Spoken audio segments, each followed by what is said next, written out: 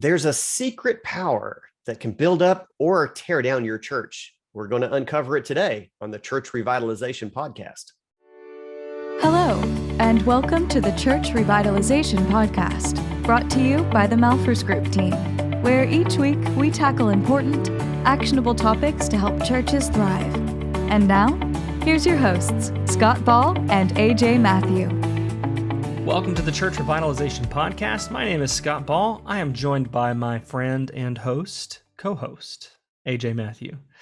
And today we are kind of uncover a secret power that can build up or tear down your church. Is this something like the Force from Star Wars, AJ? Is that it may or may not be with you. Oh, that's good. Yeah, no, but maybe a little bit of a clickbaity title, but it's really important, actually. And in fact, there's a reason why we wanted to title this something that maybe piqued your curiosity, because I think if we just said it on the front end, AJ, in the title, what this secret power is, people might assume they already know everything they need to know about this and just skip on by. But we think that this particular topic has more power than people realize. It's true. And they might actually be all from the title or already think we're going to start talking about the Holy Spirit, but we're not. Not right. That he is not a secret power. Well, but he's not a secret. Have a great force over the church. And also, he wouldn't tear down your church. He would not. Well, I don't think. That could be a topic for another day, couldn't it? Whether God has disciplined before, I would say. Okay, fair enough. All right, let's not go there. So what is this? What is this, AJ? What is this secret power? We're talking core values, Scott. And so everybody's like, core values. All right, so let's make the case. Let's build the case. Why are core values a secret power that can build up or tear down your church? Yeah, well, they wouldn't always even be. They really are only the secret power if you kind of allow them to have the secret power. And what I mean by that is that so many churches might have a list of nice words and phrases, but they just don't really mean anything. They felt like it was a necessary exercise, so they did it. And then really haven't looked back at that since then. So you've got that on one hand, like we've done this, but it doesn't matter. We don't think about it. Yeah. And then you've got you just go on about your business, but there are still things that are driving the church. There's these unspoken cultural things and ideas and traditions and all kinds of things that are in place, whether you're conscious of them or not. Right, Scott? And then you've got others, so, and that's common in the churches that we work with. Then you've also got others who have maybe done some core values work and they're actually really good at it. Like the things that they've identified, they're doing well, at least some. And, but the problem on those is that maybe they weren't even considering how powerful that could be. And maybe they haven't even chosen the right things to put such emphasis on and to build their church around. So I think there's a lot of misinformation about core values, or misunderstanding, I should say, not misinformation, but misunderstanding in the correct application. So I think on the front end, you've got to do some really solid work to develop them properly. And then on the back end of living it out is part of what we're going to get into today. Your core values are the motivations that make decisions for you when you aren't paying attention. And every church has core values. Whether you've sat down and articulated them or not is not relevant. You have core values. And these operate in such a way that they make decisions for you when you're not paying attention. And as a result, it's very possible to have a set of unhealthy core values that are secretly tearing your church down, and you're not quite sure what's going on and why. Yeah. For example, if you have a value of the status quo, that's going to, of preserving the status quo, I should say, that's going to make decisions for you when your church encounters an opportunity or a risk or a new way to do outreach or taking on a new hire or whatever it might be. If you've not articulated and understood that we have this value of preserving the status quo, then that's the default mode that you're going to operate out of. And so in awareness, and this is one of the things we're going to be talking about today, AJ, an awareness of what are the things that we actually value and what should we value until we actually name it and articulate it and have an awareness of it. You can have hidden positive values, but you can also have hidden negative values. And depending on what those values are, they are building up or tearing down your church right now, whether you recognize it or not. Yeah, that's right. And I'm sure a lot of you are thinking, no church values the status quo. Well, no church articulates that. Now, we've worked with some. I was going to say, I could introduce you to a few.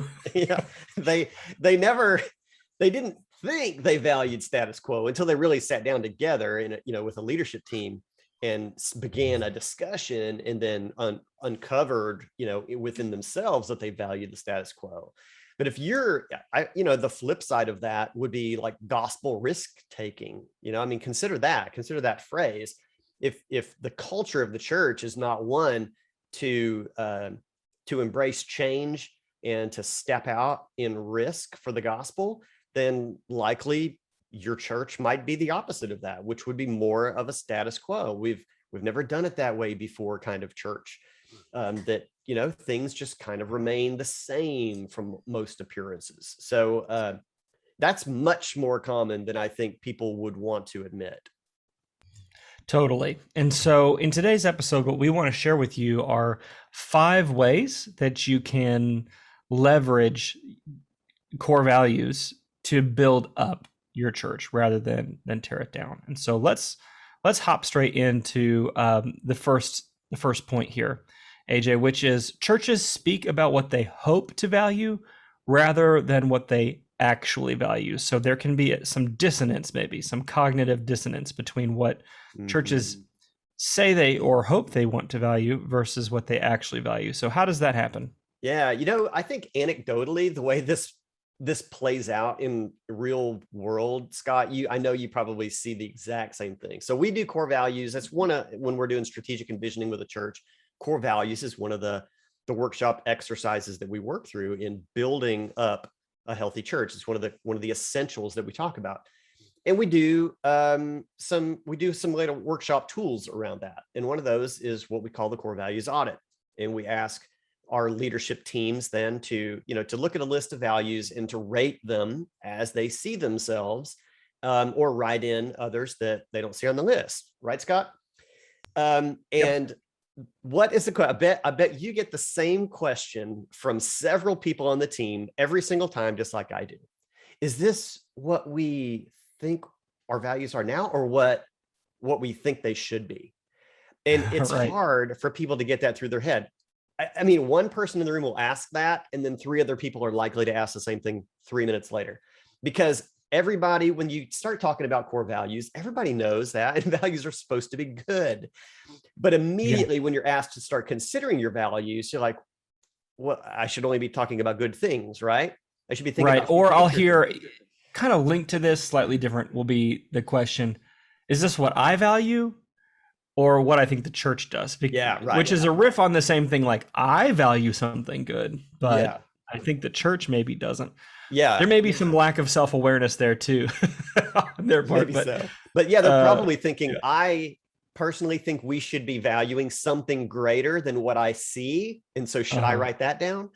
Right. And that's not the point. That's not the exercise. The exercise is to determine what the present actual core values are in the church so that we can begin uncovering anything that may be unhealthy. Not that it would always exist, but there's a strong possibility if your church is declining. So yeah, so churches speaking about what they hope to value rather than what they actually value. And no church has a list of bad sounding values on their website. It's always great sounding things. But do they actually value those or not? And they're more likely to speak about things in a positive way that they they would like to project out rather than what they're, if you dig into the present programming and ministry development and culture and relationships and all these things within the church, you're more likely to uncover things that maybe don't line up with the stated actual value, the stated actual, what they think are actual values of the church. And so, and of course, this is human nature, right? I mean, we always want to consider what's better, and we do want to strive. And I'm not saying there's any churches that don't actually would prefer something better, but there's sometimes a long road between where you are and where you want to be. And many are not willing to go down that road because it does have some uphill climbs. And we'll kind of talk about that here as we go.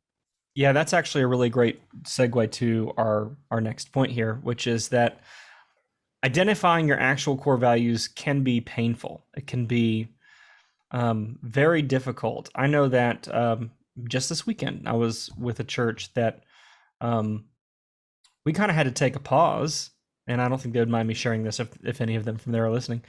We had to take a pause for about 30 minutes and get honest about some core values. And some folks shared stories, and some folks were crying. And so it can be really painful to uncover these things and speak honestly and truthfully about what our actual core values are, especially when those actual core values are unhealthy.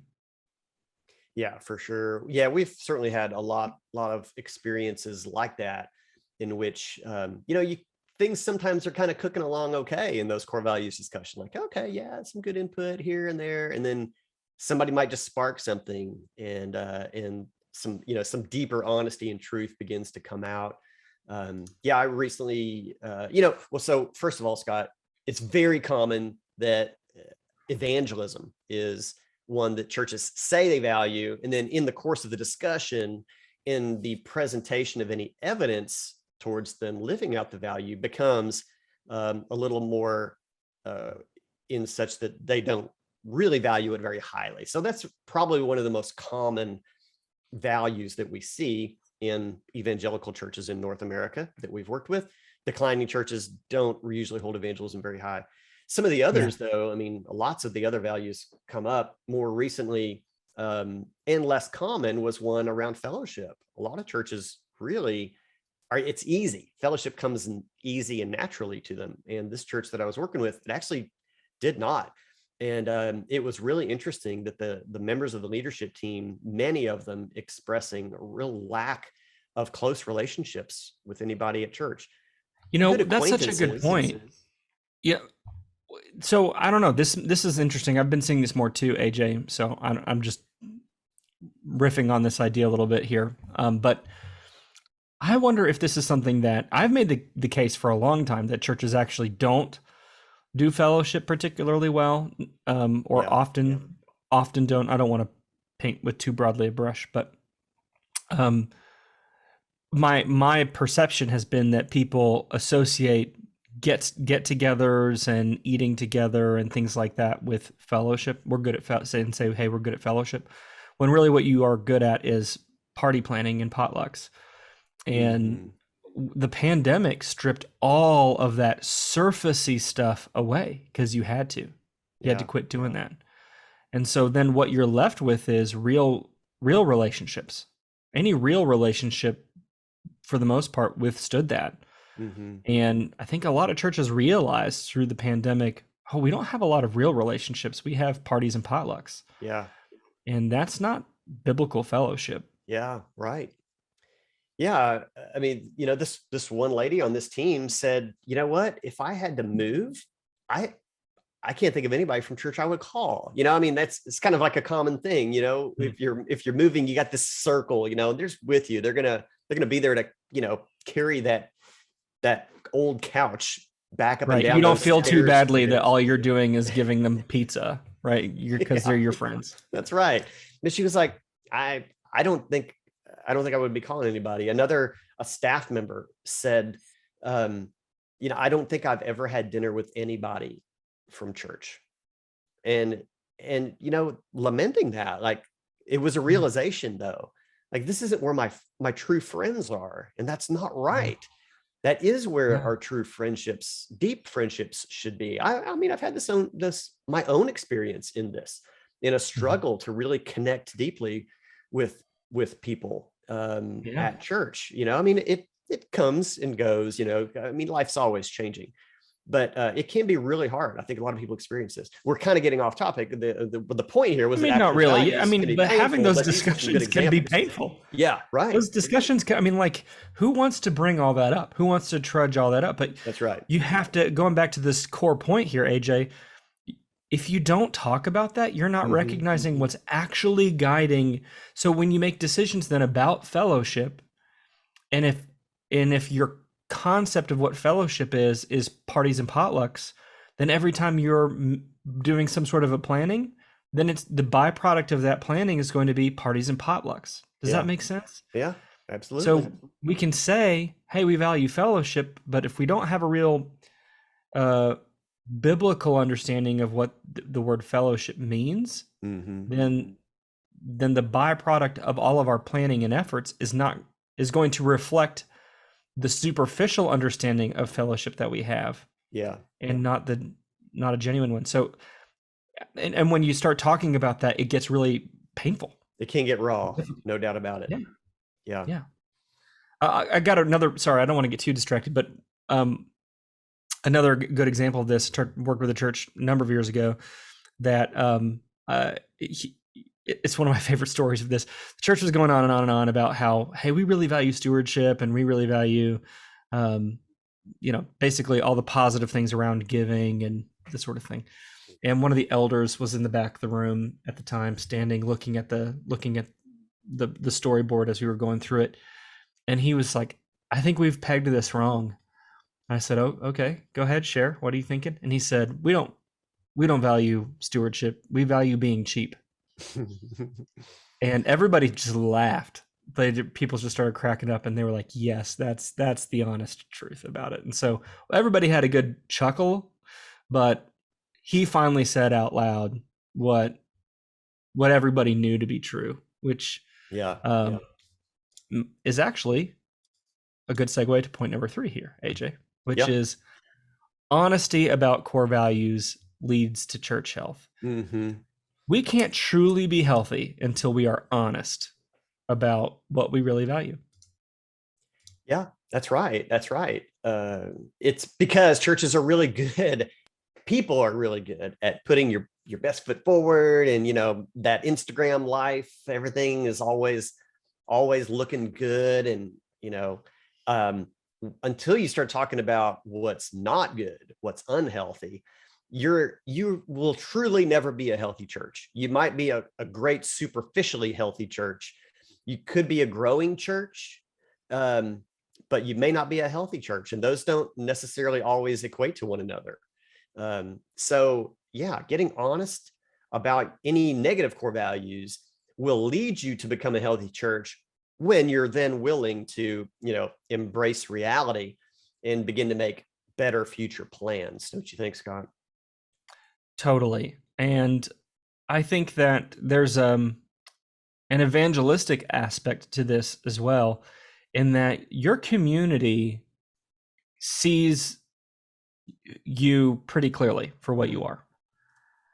And so if you state on your website, we value diversity, right? But then they look on Facebook and they see all the pictures of your church and it's not very diverse. Or you go to the staff page and everybody looks the same. It's going to be, people see through that and go, these folks are just as phony as I would have expected. Yeah. And so we have to be honest about who we are, and our honesty about who we are contributes or detracts from our witness in the world. Yeah. Yeah, no doubt about it. I mean, that guest that came once or twice, but didn't engage, what was it that they saw?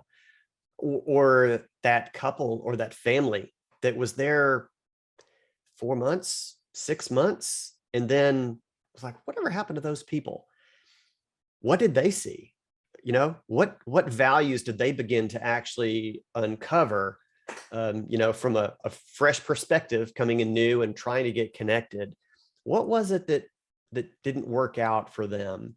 And I'm not saying it's always 100% the church's problem, but if you're a church that has just kind of seen that maybe be a pattern, like we feel like we have guests, but I don't know, we haven't really grown, or we're declining, or people just kind of drop off, we don't see them, then an honest look at core values is really a necessary exercise, because you may uncover something that could change your trajectory and begin to improve your church health.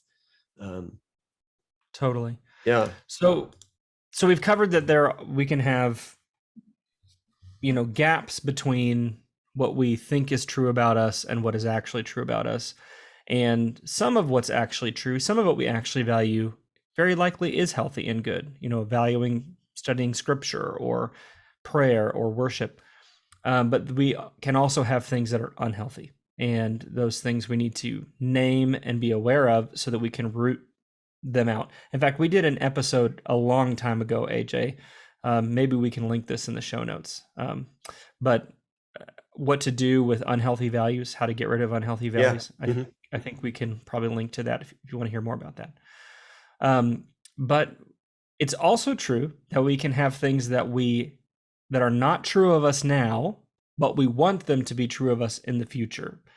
And we call these aspirational core values. They are things that are not yet true, but you want them to be true. And it's important to name them in that way, even on your website, to put a little asterisk on them, or to note that it's aspirational, or word it in a way that is aspirational, so that if someone were to see that on your website and then see you in person, they would go, oh, well, this is something they're growing into. It's not yet true of them. So this is actually point 4 for us, which is aspirational core values reminds the church of the need for transformation, that the church is a work in progress, and it's okay to have aspirational core values. It's okay to not be all the way there yet.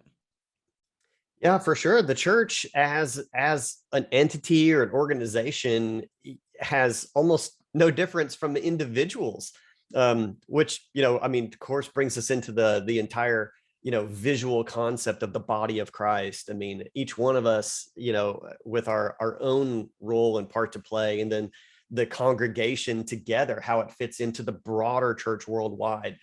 But at each of these, the individual, the congregation, the global church, there's a constant need for self-evaluation and improvement and repentance and transformation. It's what Christ wants for us, to be transformed more into his likeness. And churches, as collections of people, are no different.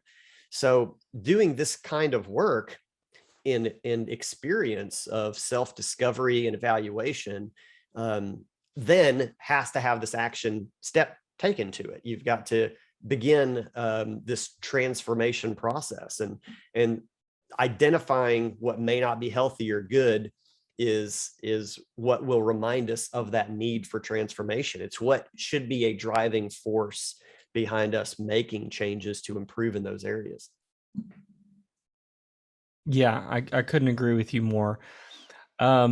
Which is a great way for us then to transition to our last point here, AJ, which is that actual and aspirational values must be expressed through action. This is sort of the capstone of what we want to say here, which is that if you have core values, healthy ones that are good that you want to maintain, and aspirational ones that are not yet true, if you really want to be a healthy church, you have to express your core values through action, and do that intentionally.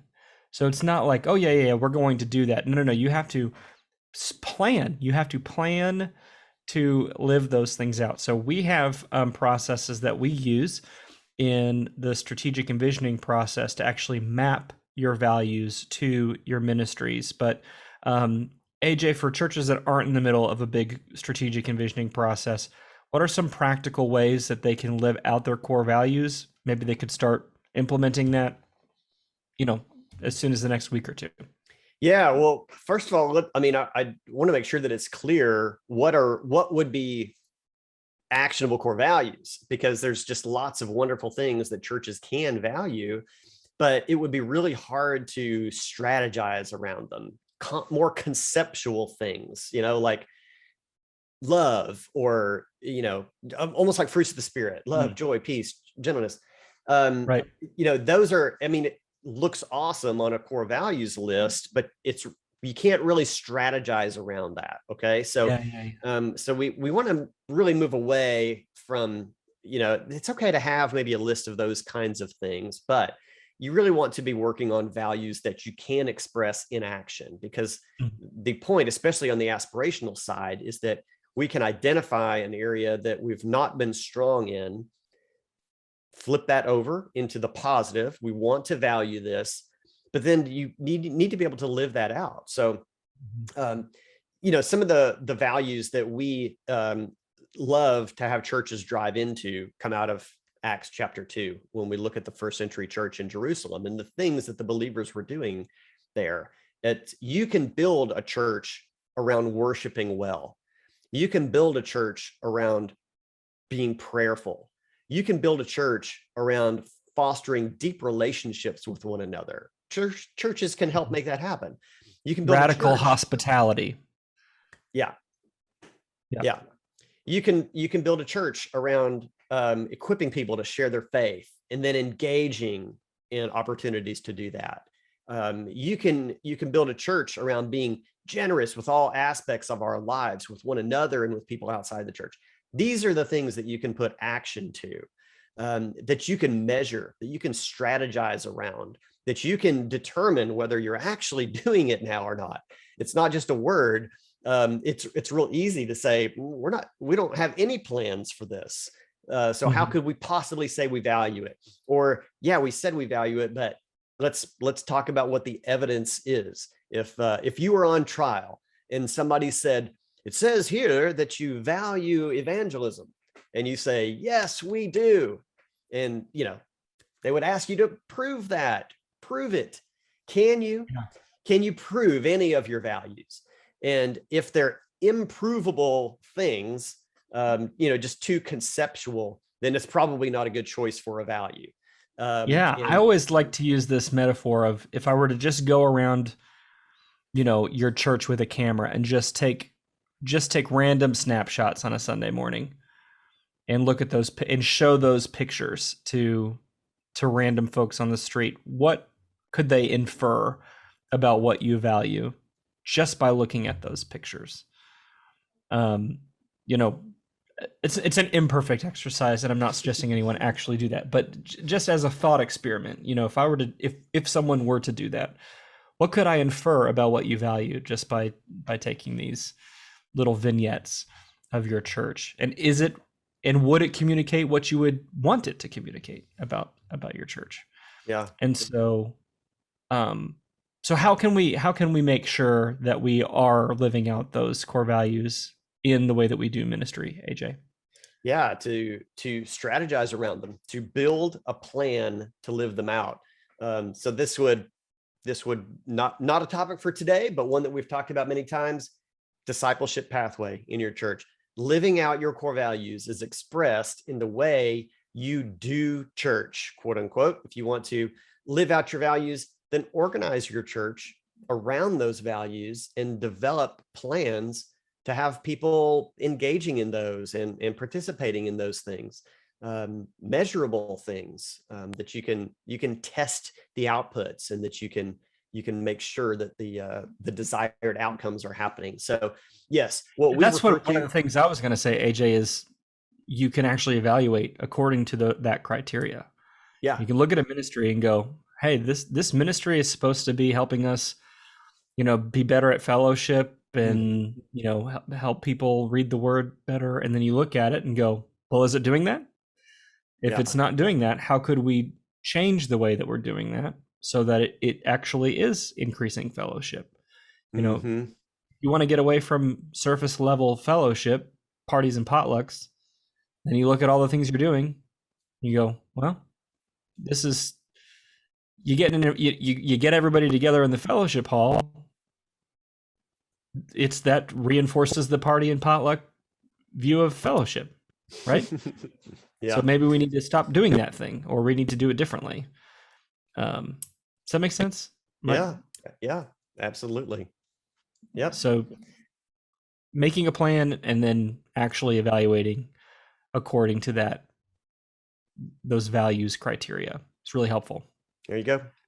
As always, we'd love to help you do that, because this is what we do. This is really getting to the heart of the strategic envisioning process, is to build a discipleship pathway in the church so that people truly mature in their faith and begin to look more like mature believers, that their lives have that transformation, so that the things that they're choosing, prioritizing with their own time to engage in are better things that Jesus wants to see in our lives. That's what discipleship is all about, and a discipleship pathway to organize and have that happen. So we would love to talk with you about that. Also want to let you know before we close today's episode, this is the last week to sign up for the Church Marketing Conference. And you can get your free ticket to that if you go to malfersgroup.com/CMU. Speaking of values, I mean, if you really want to value loving first-time guests and hospitality and evangelism and all of these things, a great way to make sure that you're set up for success is to make sure that you are communicating well with your community and internally. And so this would be a great place for you to get some free training. Again, if you go to malfersgroup.com/CMU, you can get a free ticket. You also get free access to Church Marketing University from now until October 7th, 2021. So if you're listening to this in the future, you missed it. Sorry. But if you're listening in real time, you can have access for free until October 7th, 2021. And encourage you to go back and listen to our interview with Ryan Wakefield. That's episode 106. Really good conversation with him about, is church marketing biblical, which is a question that some of you may have. And definitely believe that it is. So want to put that out there for you. Don't want you to miss that opportunity. The conference is next week, so you need to get signed up now. Yeah. You can read today's show notes at malfersgroup.com/107. And over there on YouTube, the video version of this, if you're listening as just an audio podcast, we've got some discussion questions over there for your team in the description below the video. And of course, we'd love for you also to click that subscribe button and share that content, share the show notes, share the podcast, because we would love to be able to have these kinds of conversations with more of your friends in ministry as well. Thanks for being with us again this week on the Church Revitalization Podcast, and we'll be back again next week.